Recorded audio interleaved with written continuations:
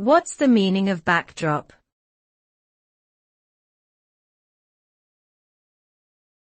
Backdrop.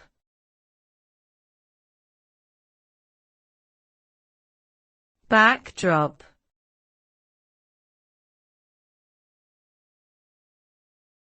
Backdrop.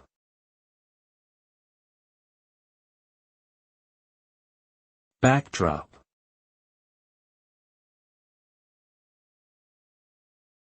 The term backdrop generally refers to a background or setting against which something takes place. It could refer to a physical backdrop such as a painted scenery in a theater or studio, or it could refer to a more abstract concept such as the social or political backdrop of a particular event. In a broader sense, backdrop can also be used to describe the overall context or environment in which something is occurring.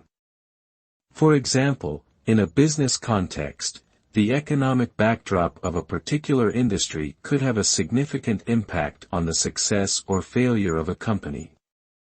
Overall, the term backdrop is a useful concept for understanding the larger context in which events unfold.